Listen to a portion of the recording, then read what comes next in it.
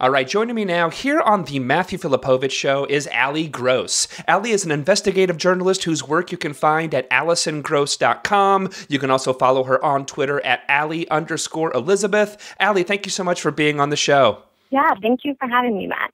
Hi.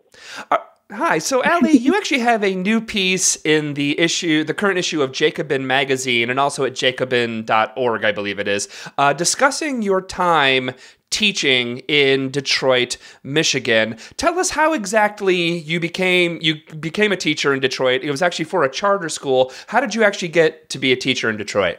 Right. So I'm from California originally, so Detroit would not be the natural, I guess, place that I would move right after college. But I went to Northwestern. I studied journalism at Medill. And while I was teaching, while I was studying, I worked for the Medill Innocence Project. And the specific case that I was working on my senior year was a potential wrongful conviction case that I was investigating of a potentially innocent juvenile, that was sentenced to life without parole for a double homicide. And the case took a lot of time, resource. It kind of became an obsession of mine while I was working on it. And I definitely was very interested in the fact that Michael, the man whose case we worked on behalf of, he was going into 8th grade the summer that he was convicted. And to me, I really was curious about what led to that situation, what supports he had. And so I was curious to investigate and understand better the school systems, what was lacking or what wasn't, what was there that could lead to the system. Because I definitely do think that the current education system is very much tied to the prison industrial complex. So I wanted to kind of investigate and understand that better. And of course, I was also very idealistic, and I hoped that I could add something to whatever classroom that I got. So that is what led me to apply to Teach for America.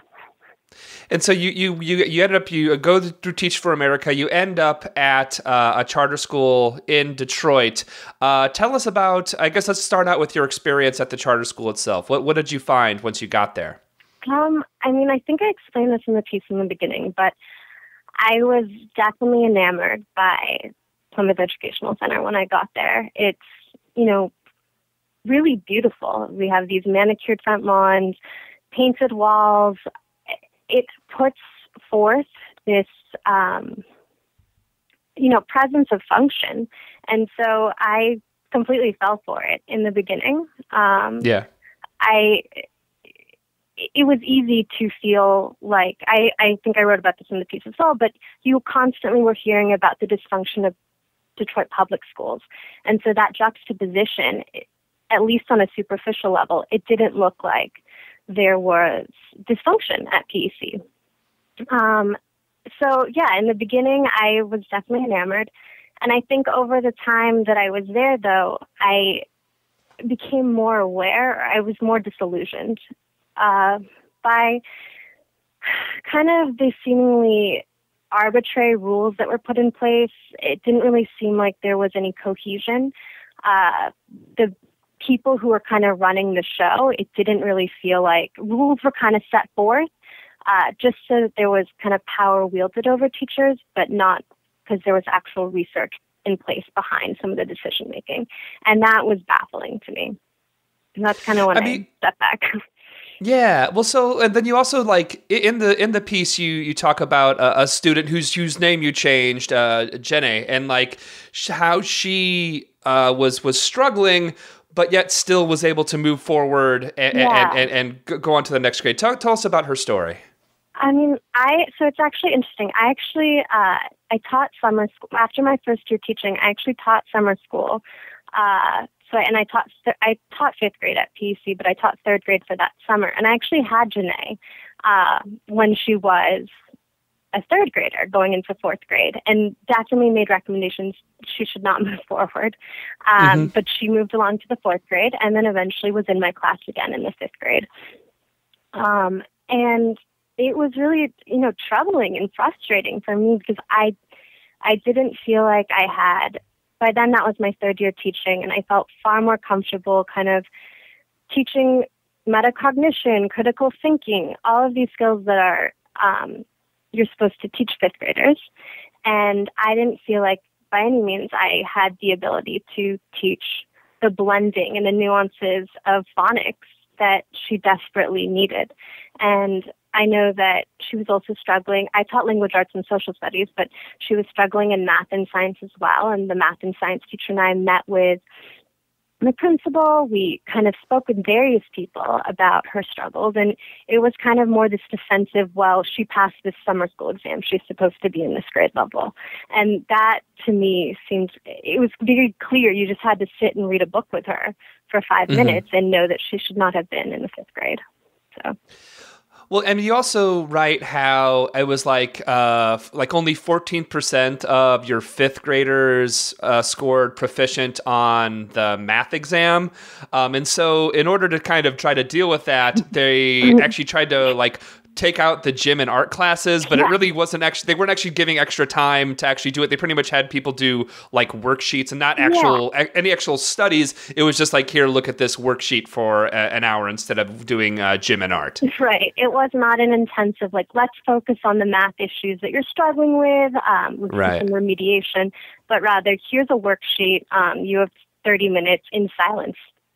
Fill this out, which is frightening. Yeah.